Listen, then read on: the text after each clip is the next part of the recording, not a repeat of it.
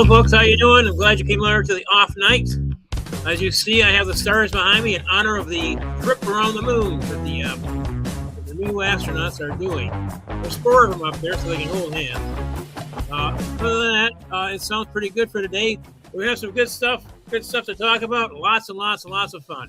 So, welcome your host and MC, Mr. Mark Sweetman.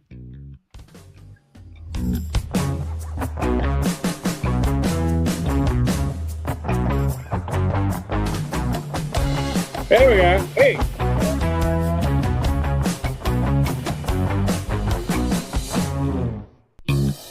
Down.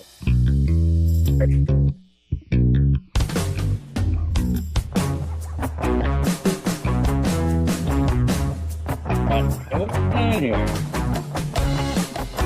Yeah.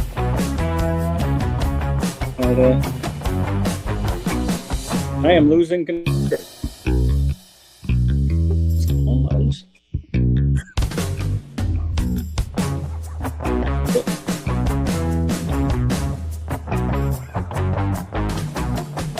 All right. Can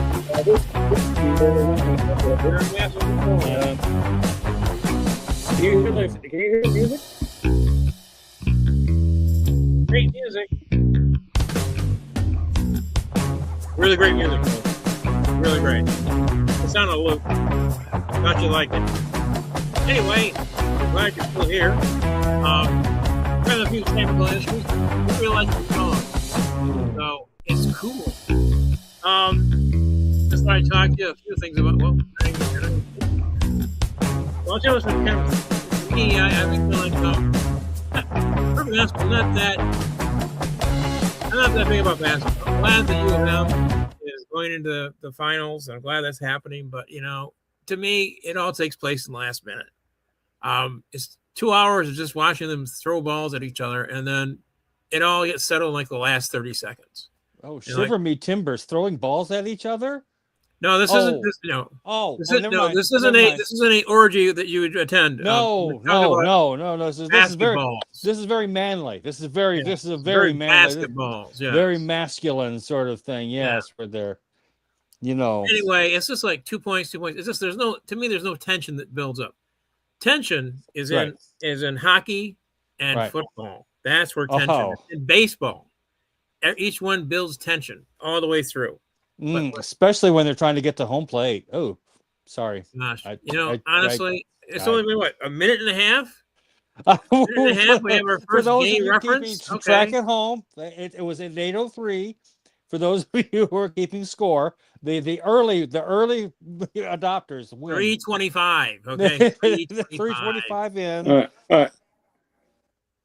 I missed the sports analogy. What were we comparing? I was saying that I'm happy that U of M is going to go to the basketball finals, but I find it very dull. It's only exciting in the last 30 seconds. I find it doesn't. To me, score doesn't build tension. Where if you watch hockey, it's like they're trying, they get a score, it breaks up the whole scene. Everybody's been following it, it just breaks them up, and then the score, the tension builds. It builds in baseball. It builds in football. But to me, it doesn't build in basketball. It's just like, it might as well be you could judge it on a dance by dance, be like be a judge sport in the Olympics. Oh, what a wonderful pass. Is it because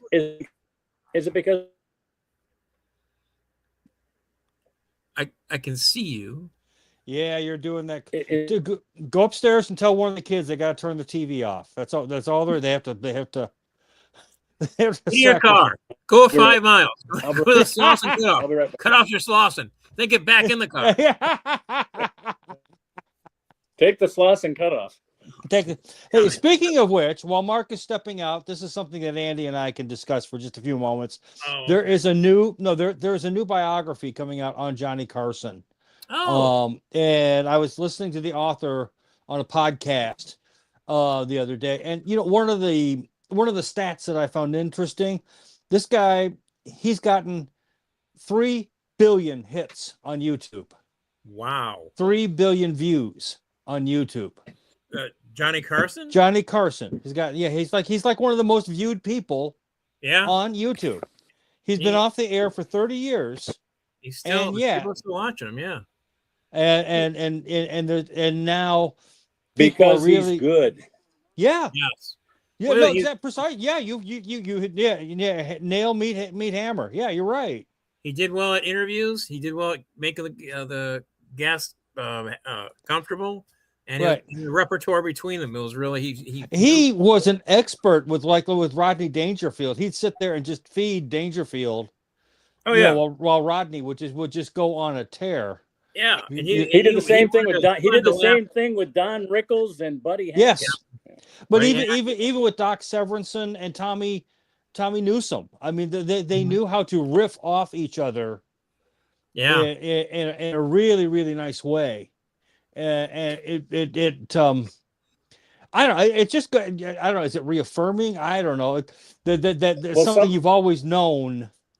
Some of my favorite lines were, and some people thought that he was being serious, is when he was like threatening Doc Severinsen or Ed McMahon's job. Yes. Yeah. Those were great. Do you like working here? Yeah.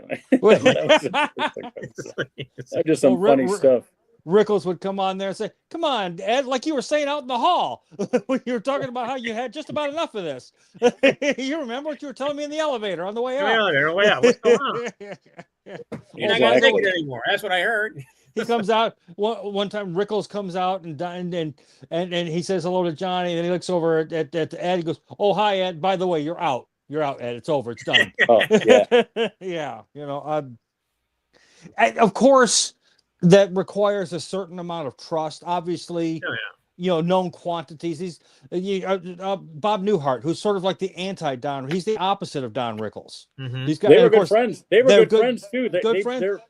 They and their wives would travel together around the world. Oh, they would perform on the same bill. You get one and you get the other, and because but it was an opposite. Because Newhart's humor was, of course, on the other side. He only gave you half of the joke. Rickles gave you all sides of it all at once. Right. Whereas Newhart, he's doing the telephone stuff. I mean, and just Newhart actually classified himself as a sick comic. Really? Yeah, he thought it was because the stories he would tell, though they're half there, it would be kind of like you have to really sort of, think about what's on the other side. It's like, like the driving instructor. Yes. Like, wait, no, he's okay. He all right. Only hit him once. It's okay. You missed the very beginning. Like, the astronaut who comes back. Speaking of space, speaking of astronauts, one of his lesser routines, he said it didn't turn out as well as he'd hoped. An astronaut comes back after finding an advanced civilization, and they ask him, "Well, how advanced is it?" And he goes, "About 2.5 to 3 months." We've got razor blades. Wasn't that Mel Brooks, the 2,000-year-old man? Wasn't that his line? I don't know if that was his line, but I know Newhart certainly did have his go at it. And he's like, well, while we have razor blades with 2 blades, they have them with 3. Yeah. I mean, just they're more advanced. Yeah, they're about 2.5, 3 months ahead of us. Yeah. So, are you guys ready for the poem? Yeah, poem. Yes, poem, let's hear the poem. Poem. All right, here we go. Here it is from our poetess who, as we've been saying for the last 8 weeks, on Monday nights now has a choir rehearsal as her choir, or the choir that they've created. It's actually a Frankenstein type choir. There's parts of them are from, I think, South Bend, Indiana, parts from Chicago, parts from Detroit, and they're joining the New England Symphony Orchestra at Carnegie Hall in June. How they all got together, I'm sure she's told me. And I know all the Midwesterners are going to steal their lunch money from all those people from the East, because Really? Oh, well, hell yeah! Come on, Carnegie out of Hall. Chicago. Carnegie Hall. All right.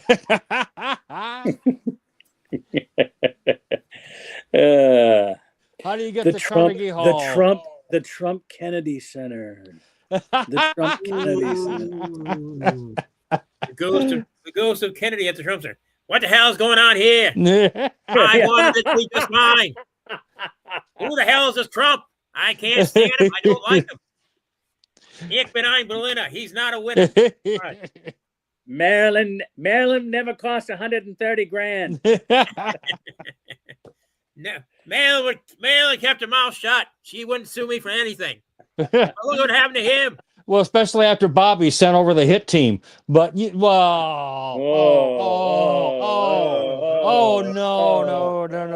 not. No, we don't want to bring up that.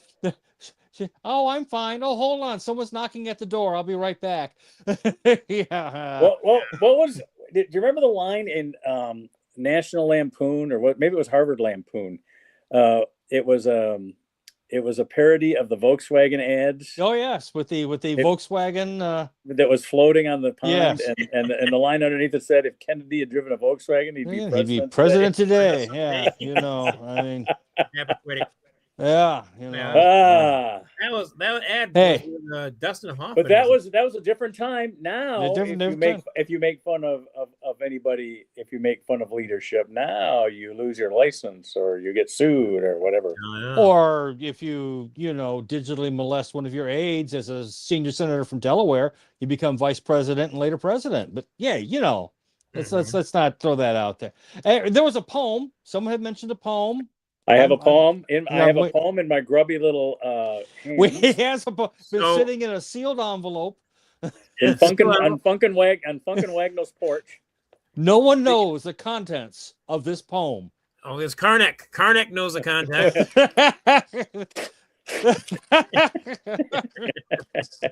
No, wait. I do have an envelope here. Oh, yeah. Here you go. We have. All right, here we go. All right, the poem. This is the poem for the news on April 6, 2026 by our poetess, Susan Salisbury Sweetman. Here we go. Dropping an F-bomb on the holiest of days, the angry orange man used an undignified phrase. Just in time for a holiday, Prez released an angry post of hate, cussing and swearing because of the blocked Hormuz Strait. Strikes on schools, health centers, and homes violates Geneva Conventions. POTUS says they are animals.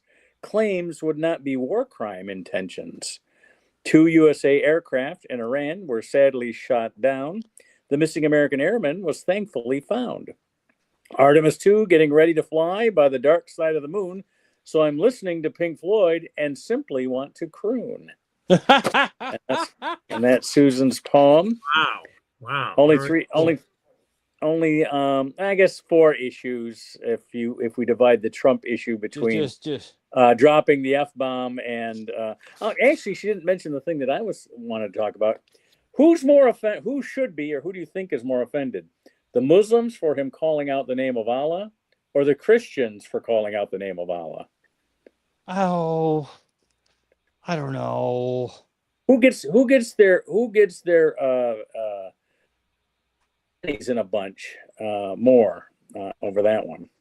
Oh, I think it'll be the Muslims, because they're not known for their real, I mean, after like, say, I don't know, attacking the offices of Charlie Hebdo and killing every living thing inside, they certainly have shown a certain stridency, shall we say, the fact that they can't take a joke. That's again, excuse me. Yeah. When you say can't take a joke, you are fully allowed to put the word fundamentalist Christian in that same sentence. You can say fundamentalist Christians can't take a joke. That would be allowed. Well, I mean, are we talking about Jerry Falwell's organization or the Reverend Fred Phelps? I mean, there is a range. It is, and I'll grant you, it is on the right side. It's a little on the. Now, is Phelps the Westboro Baptist guy? He was the I hate fags, God hates fags, protesting at dead soldiers' funerals, and it would have been one of those times where had someone shot I'm not saying they should have, but had someone, I don't know, used a boomstick, shall we say, on one of those people, then no one would have been that upset about it, really. I mean, you'd have been like, well, look, the average IQ went up, and B, the chromosomal base just improved a wee bit, after. I would like to I state played. that I'd like to state that I meant extremist Muslims. There are some very nice Muslim people. There's some very nice Muslim religious organizations that are here, but it's the extremist ones that are crazy. So, well, I'd like to paraphrase Yakov Smirnov, and who wouldn't want to paraphrase Yakov Smirnov when he was talking about, there are funny people in the Soviet Union. They're all dead. Yeah. Yeah. Only people, they're all dead. Out in Los Angeles, the church I go to in Los Angeles, they always have food drives, and they set up food tables in areas where there's a large homeless population, and they always do it in conjunction with a local mosque. So it's Muslims and Christians together. And, around these parts, people would say, well, why would you be doing that with Muslims? And then, of course, their answer is, well, we're feeding people because they're hungry. And in that sense, Muslims and Christians have no difference. There's people that are hungry, they need food, we'll feed them. Yes. And we're going to force them to listen to Cat Stevens music while we feed them. It's a Cat Stevens joke, people. Never mind. Forget it. Never mind. Didn't work. All right. Move on. Got it. Okay. Since Cat Stevens' music is not that bad. Oh, I love Cat Stevens' music. Okay, Yusuf Islam. All right. Yeah. Have you heard his music then? You are aware that he became Muslim. He's great, I know, right? he became Muslim, but the last time he came, the last time Yusuf Islam came through town, yes, he was singing all the Cat Stevens songs. He had nothing. Yeah. He had nothing. And you know why he was? You know why he was doing that? Because nobody wants to hear the new shit in concert. They always want, the song. They want the songs they know. That crosses all religious lines. And you want to hear the shit you know. Yeah, and he wanted the money. That's right. He wanted to get paid. And what can I say? His catalog. Both Christians and Muslims want that too. You know what I'm saying? Well, guess what? Both Christians and Muslims has wives, and wives go. If you just went out on the road, they've got all kinds. We could have a few million. We could have a few wives. Oh yeah. Hey, Jerry Lee Lewis had a wife too, and you guys, she was, and you know what? He kept it in the family, and apparently Virginia keeps that too. I think. What's the place that says you can marry your first cousin? Wow. Well, that I believe that's the Mason-Dixon line, and anyway, cross Mason-Dixon line, you can. Well, or I think we can all do this together, and also Taylor, right? I mean, come on, as Andy has pointed out when working as a Santa Claus at the Taylor Mall and noting all the tatted up children that would come up as a part of the Taylor Yakuza. Kid got shot in Taylor this weekend. Oh man! Oh wow! The good old Easter shooting in Taylor. Shooting in Taylor, Michigan. The memories of the Easter shooting in Taylor. Was it at a mall? No, it wasn't at a mall. It was in an apartment complex, which is like a mall. It's like a human mall. Very, very similar. Yeah, I still love my favorite Bob Seger line is still, to this day, the old from back in '72. We got homesick for Lincoln Park. Imagine. Hey, Lincoln Park. That's where the MC5 were from. Exactly. I mean, for those of you who know, you know. You know what I mean? Exactly. Those of you who don't understand, well, ain't nothing I can do for you. I can show you some black and whites, but when I was a kid, a young, I'm talking about under 10, so I was riding with my parents, so I could only look at the homes outside. Right. But pretty much, Detroit, Lincoln Park, Ferndale, Royal Oak, Mount Clemens, Pontiac, all the neighborhoods looked the same. Yeah.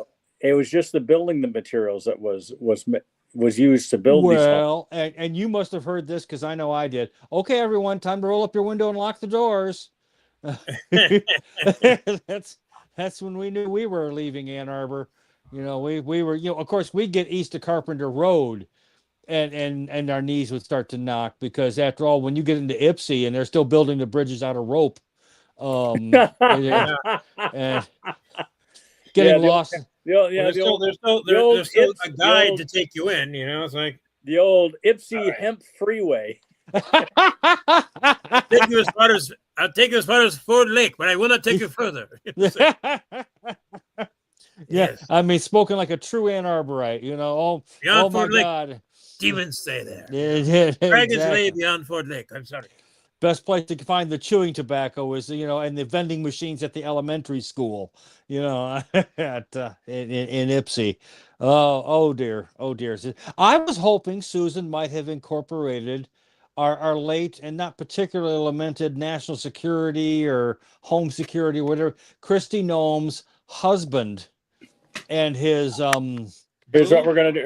Let's write these down. Let's write these down so that when she gets here halfway through the show, we can give her the assignment. She can go off air for a while. Exactly. She can. We can do like this sort of like snap poetry. Very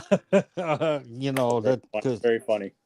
Because she could do that though. She's pretty good at it. I don't know. I if anyone, I mean, with me, if we're not involving a gentleman from Nantucket, we're kind of out of luck as far as my poetic skill goes. I always, now Andy looks like he's a man who could probably come up with a long sort of Norwegian fjord sort of saga. Susan wants to get a job with John Oliver because of her legal background. Yes. Because it's all lawyers that write for him. They have to be because they have to go over all the notes they get from the network lawyers. So they need lawyers on staff to be able to interpret them. Fine. But she wants to do that, and I told her she'd be better off working as a writer or a producer in a musical theater where they need to change a line for, you know what I mean, as they're going to rehearse. A dramaturg. You want her to be a dramaturg. Exactly. Yeah. Anyway, we'll ask her about Kristi Noem's husband when we get back. Before Kristi Noem's husband ink could get dry or plaster get hard or whatever you want to say. Yeah. Before that could happen, Pam Bondi got fired. Oh yeah. Yeah. About time. You know why she got fired? You know why she got fired? She released the file that incriminated Trump. No, which file is that? The one that got investigated, where somebody accused him of slapping them because they wouldn't do something. Who knows what the something was? And of course, everybody that they need to talk to has died. Yeah, including Epstein. So. Yeah, well, and so there's really nothing to see. There's really nothing to see anymore. Just do what you're told. God damn you! Well, that's been peons. True. Do what you're fucking told. That's been true for how long? I mean, you act as if this is something that's only happened in the last 16 months or so. How long has this been going on? I mean, Paul Wellstone, again, a guy who I fundamentally disagree with on a lot of things, but he really was a legitimate, full-blown liberal. He really was. He believed. In other words, it wasn't an act. He believed in what he was saying. And he was also making waves and getting the way of Madam Hillary, who at that time was getting herself positioned for her run, which was then usurped by another young senator, and then Paul Wellstone's airplane digs a big old hole in the ground in Minnesota. Paul Wellstone was the John the Baptist to Bernie Sanders' Christ. That is a perfect analogy. I mean, if between the two, I would have much rather had Wellstone because at least he's not 10,000 years old. So he's not always talking about soup. How about someone closer to home who's now making his living full time as a lobbyist? One David Bonnier. Remember how he used to torch Baby Bush's administration? Yep. And was an absolute thorn in their side on a daily until they gerrymandered his district right out of existence. I got to ask you. I got to ask you this. The guy he took his dad's seat and then his wife took his seat. I'm trying to think of it. John Dingler. Is that Dingle. John Dingle. John Dingle. Which used to be my grinder name, but not anymore. Anyway, but he's the last of a generation Yeah. of people that couldn't go all the way right or left. He worked in an auto industry district. Yeah. So he was fighting for the auto companies, but he was also a Democrat, so he had to fight for the unions. And he was able to straddle the political divide. I don't think you can do that So today. was I think you Carl got to pick Levin. a side. Carl So Levin was was another. Carl Yeah. Levin was another one. And I find it suspect that Gary Peters is retiring from the Senate after 2 terms. He was a cross ailer too. Yeah, but after 2 terms, that reeks to me of someone pushing him aside for there's some sort of inter-party something or other going on. Nope. All right, I'll tell you what it is. Fine. Tell you what it is. Okay, I'll tell you. Go ahead. I'm listening. It's a 7-figure salary from a lobbying firm. Oh, well, there is that. Okay. You can't pay what the private sector pays, no matter how much you think people are getting rich.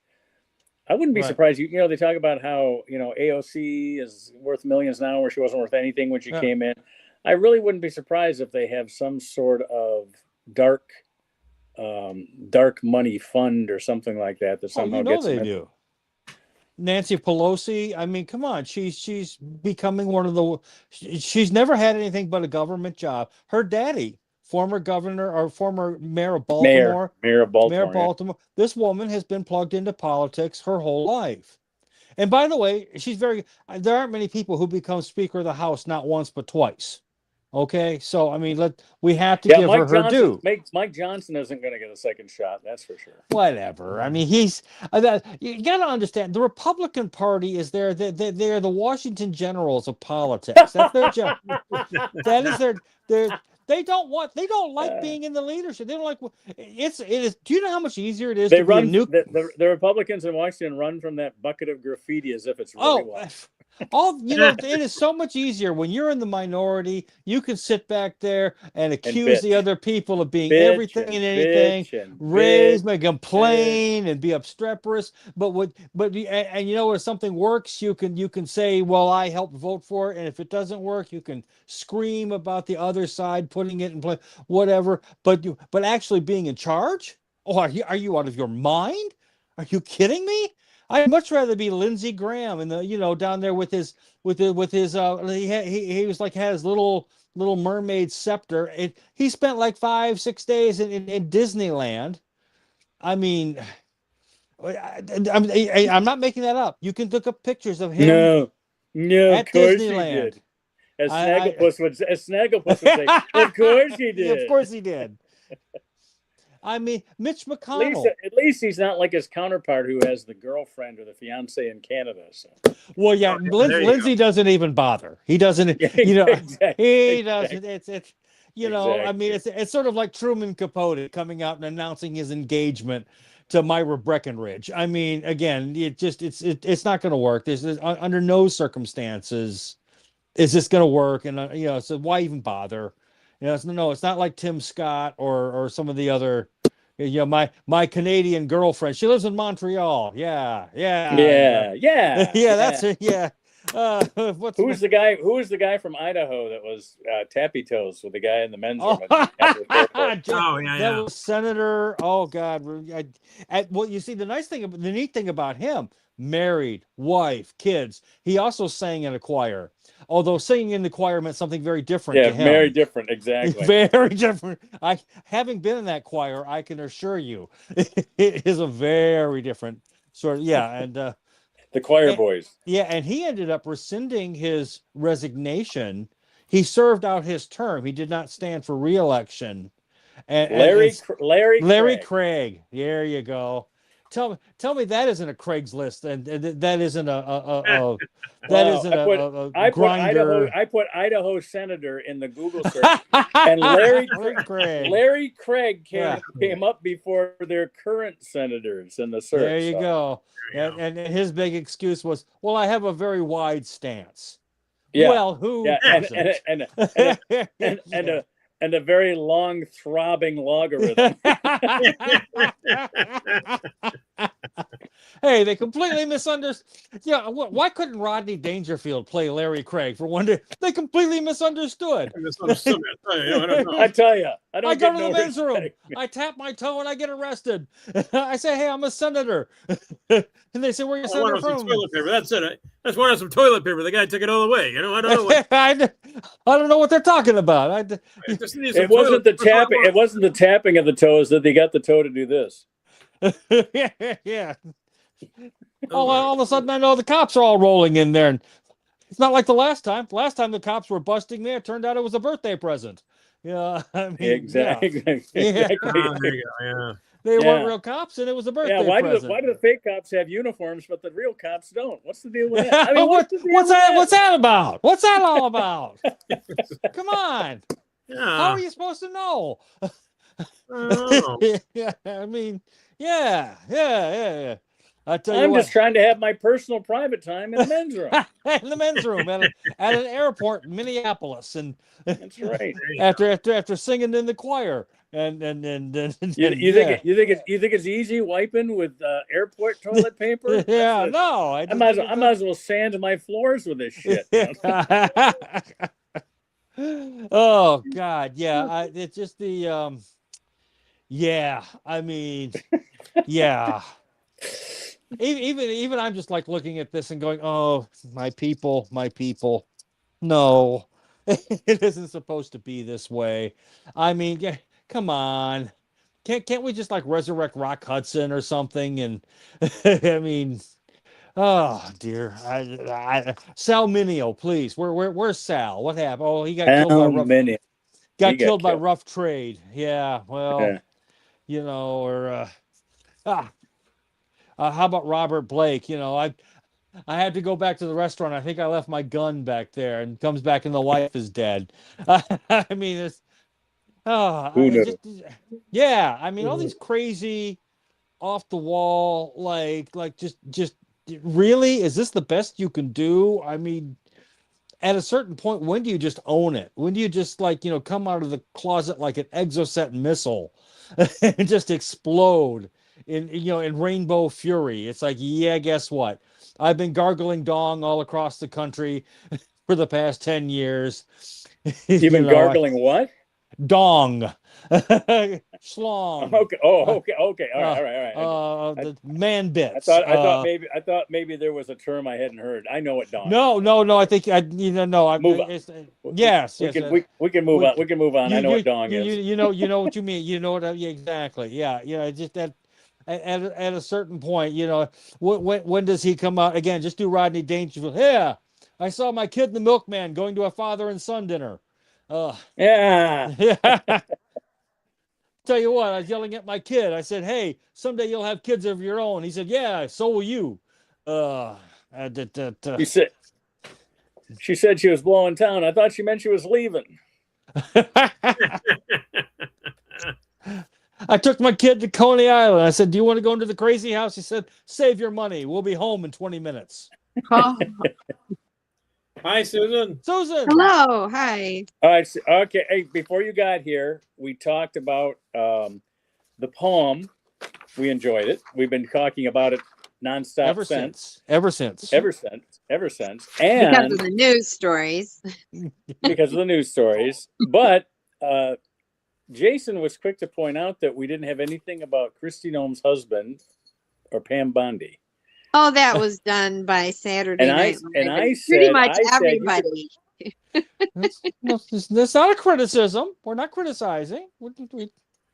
We were so just... I said we could probably give you those two topics and have you go off, and you could probably come back in 4 minutes and you'd have a couple of funny lines. So if you want to take the challenge, what's his you name can stay again? here and enjoy our conversation.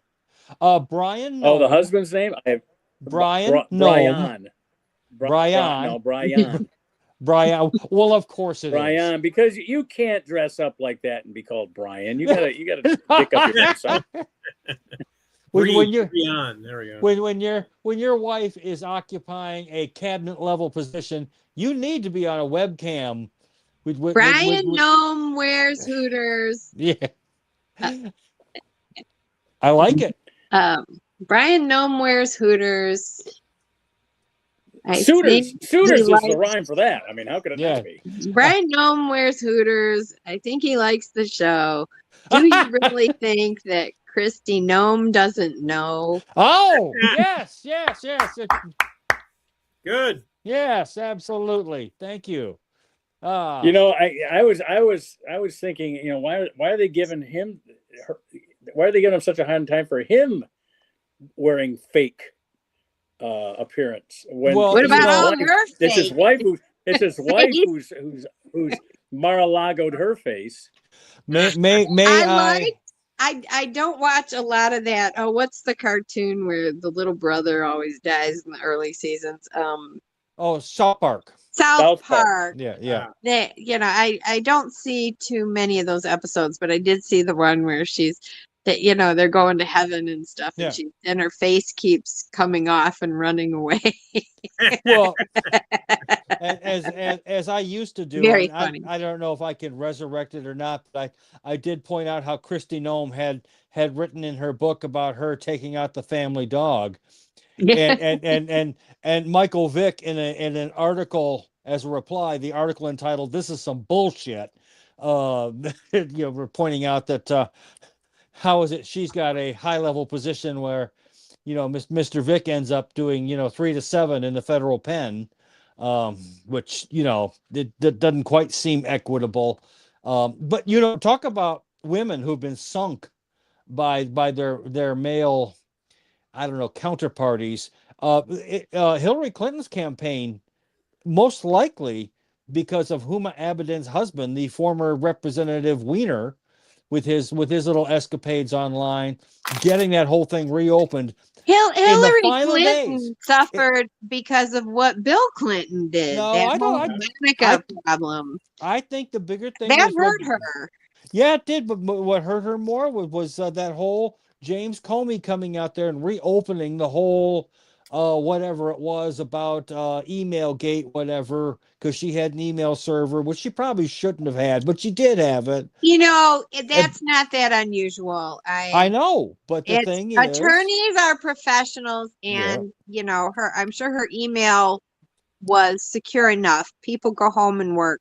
I mean, I work for local government, Yeah. and I still have to use my personal device to get Right. connected to the servers, which I think is completely ridiculous. We were doing taxes, so I think we get to declare a little bit of that, right, Mark? Right.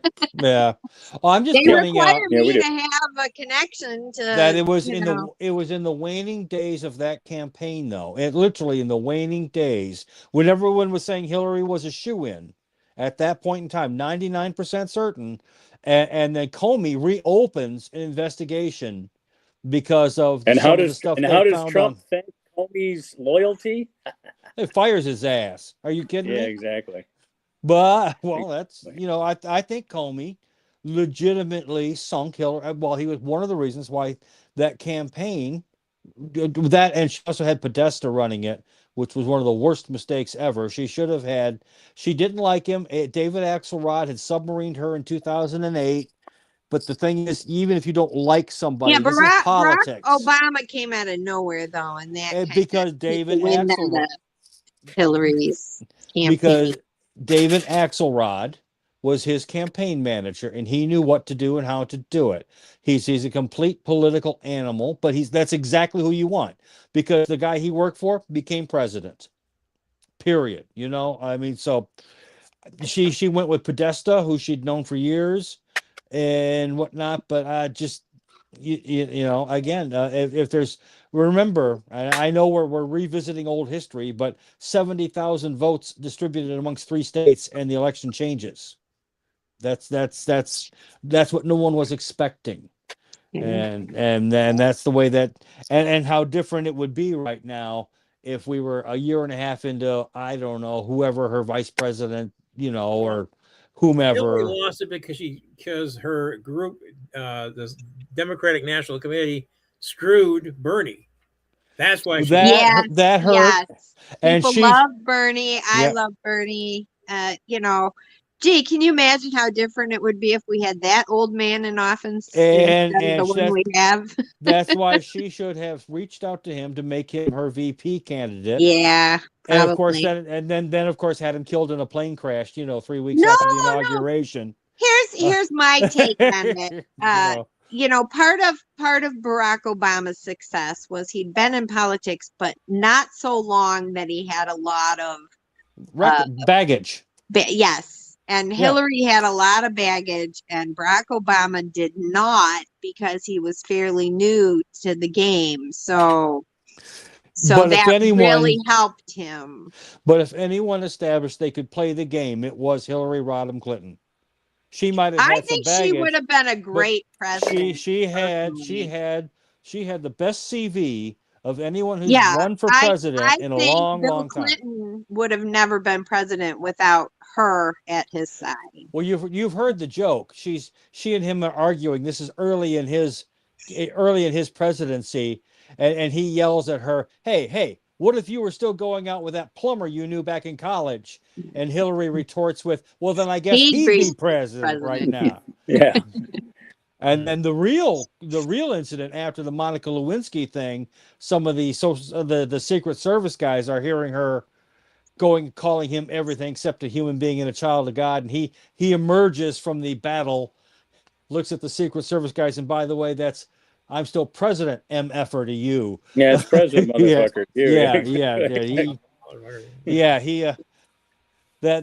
So again, I think she was bad. She was poorly advised, and a presidential candidate needs good advice, because you just can't do. She didn't visit the 2 or 3 states in the last week that she should have. Would have helped. She did bring in Obama. Remember, he came into Michigan. He did go on, which is what you do with a sitting president who's not being reelected. You wait for the last 2 or 3 weeks, and then you release them, But this isn't 1920 where you can campaign from your basement, unless you're Joe Biden, in which case you can campaign from the crypt in your basement. That it just simply didn't work. If our country had its way with the current MAGA group, it would be like 1920 when women couldn't vote. So I think that's what we're going for with all this, got to get your ID. Yeah. You got to have an ID. I got to have ID when I vote. We're back to the Jim Crow laws. There we go. There you go. I'll tell you,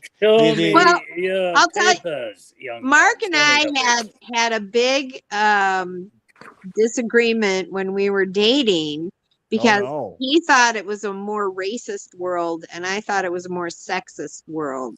And I would like to point out, that black men could vote in 1865, but women didn't get the vote for many years later. 1920. Although in some states they did have, like out west, you had several states where women could vote, but it just wasn't a universal. It's a very sexist world, and neither are good. I'm not saying racism or sexism. They're both terrible. So Mark said we would have a white woman be president long before a black man, but I won. Because it's a man's world. It's just such a sexist world, and I don't know. I was about to say, if you have a bunch of men sitting around for too much time, you don't want to be. What did I win, Mark? Dinner. Didn't you get taken? Didn't I take you to dinner? Something like that. Oh, there I am. There you go. Okay, there we go. Okay, we're back. Welcome to episode 308 of The Off Now. There you go. So how thank our 6 viewers for sticking with us. Let us leave. Well, who's going to come to New York to see me sing? 8:30 show. Hold on. Let me June 14th. I think it's the 14th. Is that right, Mark? Somebody look at a calendar. How much are the tickets? I looked online. The tickets actually looked reasonable. Like $49 or something. Don't quote me. Check. Wow. Okay. Check. Hey guys.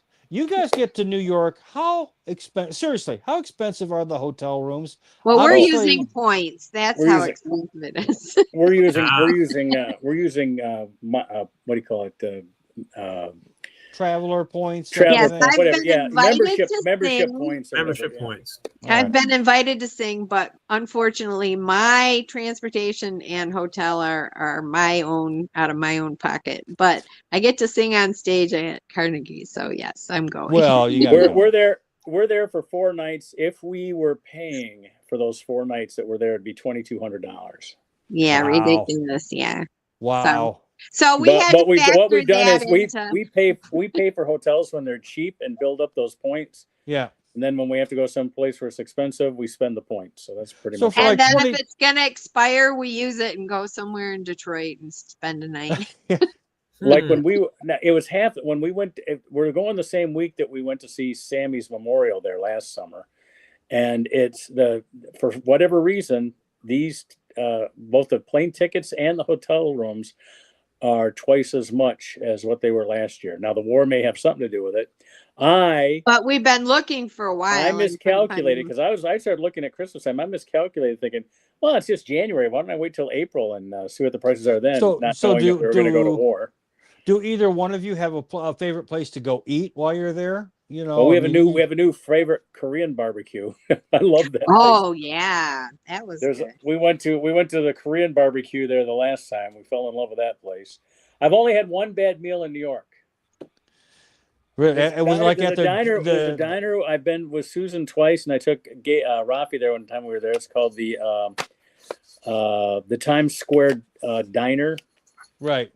Not even on Times Square, but close enough. I guess I could call it. I guess you can call your restaurant whatever you want to. You know. Well, you don't want to be at the Jimmy Hoffa Cafe. Exactly. You know where you don't even you make reservations, but you never show up. You know that. You go in, one comes out. That's what you're saying. I tell you what, the food carts on the street are pretty good too. Yeah, I haven't had bad food from the food carts. Even the dollar pizza was good. The only thing is the people hanging around there that want you to buy them pizza. Yeah. Well, you guys are from the Midwest. Can't you pack heat? You know, someone that gets a little too close, you put 238 slugs in their chest. I mean, yeah, we have a reputation. No, I don't want to be in TSA any longer than necessary, please. She doesn't want you don't want to travel like a Detroit Piston. I got you. Okay. Or maybe I am armed to my teeth. We went to that. We did go to that one. Now, Susan, we did go to that one Times Square restaurant, and it's a pretty famous one. I can't remember the name of it now. It was at 40. I think it was like 48th Street and Broadway. Remember before we went to see Chicago, we got our tickets. Yes, and we sat at the counter and had sandwiches or something. That was okay. Did you guys ever get a chance to go out to eat with? I imagine going out to eat with Sammy must have been a treat. Oh my God, what a treat! Yeah, just a treat. You know. Well, the first time we had a meal with him, it was when we first got to New York. He came over to our. We were staying in the Lower East Side at the Holiday Inn near him. He came over to the lobby, picked us up, took us to this mall that had its food court. Now we're talking about a mall in New York, right? Food court, so sort of on the lower level. The mall goes up like 5 stories, but the food court was in the basement. So you go to the basement for the food court, and that's where we ate. I can't even remember what we had. I think we had. I don't know, but I think it was $3 a piece or something really reasonable. Yeah, it was reasonable. It was reasonable. That sounds like. Sam. I miss Sam. Oh, yeah, I know. Me too. And I don't mean to get maudlin about it, but then again, I love his joke about the unveiling of the tombstone after a year. With his he says the family would get annoyed when he'd pull away the little the thing over the grave and go ta-da. Just ta-da. The guy left us with a lot more memories and laughs, and that says something, Yeah. Yes. Yeah, I wish you guys could have been at his memorial service because it was a lot like that. I mean, everybody, stories and everything. I mean, and now granted, he did spend a lot of time in his final days plotting the death of his roommates, and we can understand that. Yeah, If you ever been like in a hospital facility and there's someone else, you know, and you're 70, but it was all for you're the 76 humor. years old. Yeah. Yeah, you know, I mean, and yeah, you know, I mean, he got to a good. There was a time. Remember when 76 would be like an old age, and now that I'm in my late 60s, I'm like, are you kidding? Why, you're just getting started. And so, Yeah. Well, you know what though? I don't think Sam expected to go because all of his siblings lived to their 90s. Yeah.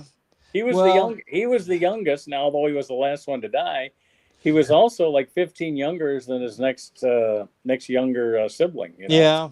Well, I'm hoping the next time the both of you are in New York, you can catch up with his widow and maybe chat with her, and that would be a lovely interview if you could ever work that out and maybe record it. I'd love to post that up because I'm sure she'd have some interesting things to say about him.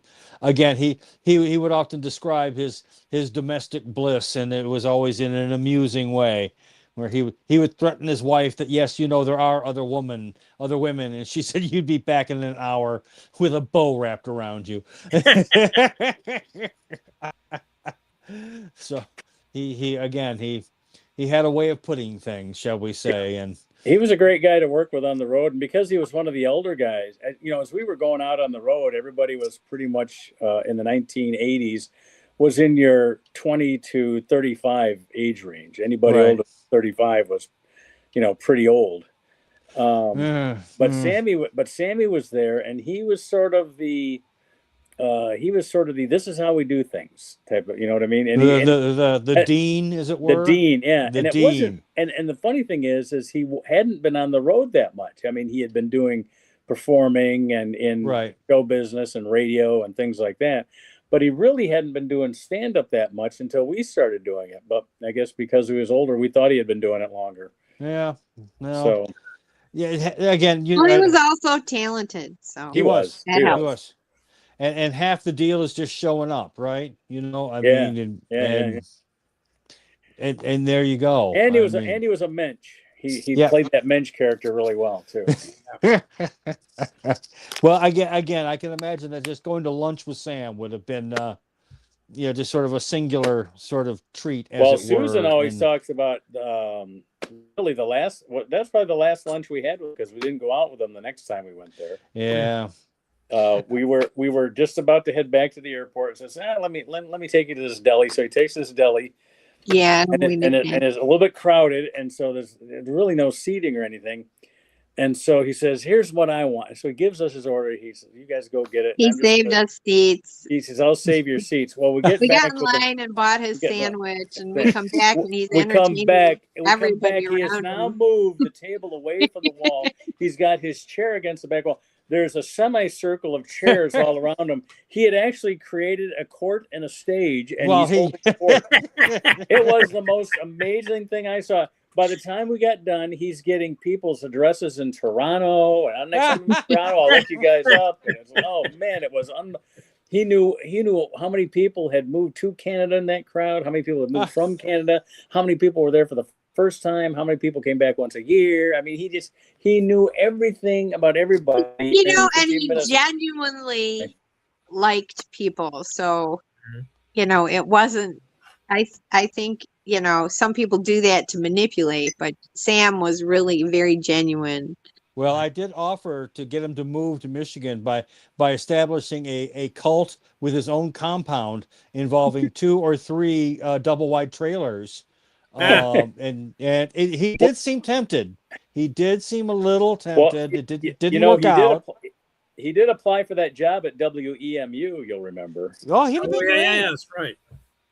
And nowadays, you don't have to go anywhere. The things you can do from your own home are really impressive. Well, you know, he had a couple. You know that he had a couple of he gave us Monday night at 8, but he had a couple of gigs, even during the time he was on the off night that he did. One was in upstate New York, where he did it from his apartment in New York, and another one was out in Las Vegas, where he had really established a name for himself. And they wanted him to do what he did on our show. Basically, it's a podcast, and you're going to just jump in with all your quips and stuff like that. Right. And he did that for a few months. Well, while he was still doing the off end, and so he always made time for us. I always appreciated that. Yeah. So, yeah, I know we sometimes maybe wax a bit maudlin about our esteemed former podcaster, but we miss him. What can you say? You miss him. And we were talking about Johnny Carson a little earlier before Susan joined us. And I don't know if you heard it or not, but I did mention it to Andy. There's a new biography out. Mm-hmm. And again, 3 billion hits, 3 billion views on YouTube. I mean, there's even though the man has passed away a long time ago, he's been off the air for 30 years. But yet for some of these people who have charm and who have talent, there is something very endearing about what they did and how they did it. Speaking of that, did you hear when the Melania film came out, the Michelle Obama documentary got record views on streaming services? Well, you know what, the Lady Bird Johnson Becoming or whatever record views. I mean, don't knock Lady Bird. First off, she had to sleep with LBJ on at least 2 different occasions. That right there would have emotionally. You know what? Lady Bird Johnson was very bright. She was. In legal, we have a thing called the Lady Bird deed. Really? And it essentially means you deed the property over to somebody else, but then you don't register it. You put it in a drawer for a while. Right. So nobody knows the property actually transfers. Well, I suppose it could vary from state to state, but essentially when you sign the deed, that's when the property transfers. Right. But of course you register the deed with whatever municipality where you live to have it registered, but it's not the date of registration that transfers the property. It's when you sign the deed. And so it's actually called Here's something else I learned. Here's something. It's a life estate in Michigan, but it's often called a Lady Bird deed. Yeah. Here's something I learned about Lady Bird. Yeah. Here's something I learned about Lady Bird Johnson that I didn't know before I saw a documentary on her. She was responsible for the wildflowers you see along the interstates. Yes. She was all about interstate beautification. Well, not just that, but she made sure that if species, she wanted to make sure that they were naturally invasive. Yes. And that if there were native organic plants that were going to be stronger and could kill off the invading species, she would want to promote those. And I thought that was kind of interesting that she and she wanted to be You should know those facts, Mr. Metro Parks tour guide. Yeah. She didn't want I think that's how I found it out. She didn't want necessarily all chicory or all I'm trying to, what's the purple wildflower? Oh, coneflower. The coneflower. Coneflower. Yeah, she didn't want all. She wanted to make sure that it was diversified, and and so a lot of it was manipulated by gardeners, but it was done in a way that it made it look like wildflowers. So you couldn't mix them all. Some of those flowers had to grow in patch. I'm partial to black-eyed Susans. Well, not how many people know this, but Lady Bird also filed suit against LBJ to stop lifting her by her ears. I think that might have been the Beagle. That wasn't the First Lady. You don't think he lifted her by her ears when they were in private? Come on. Well, people have kinky things, whatever. Yeah. She was very much the best political consultant he had. That if you ever look into their relationship, LBJ is a very if you ever get a chance, Robert Caro's got 4 volumes on this man, and I'm working my way I to see number by 1. The clock on the wall. All right, dear, time to stop. All right, I'm going to put our graphics up.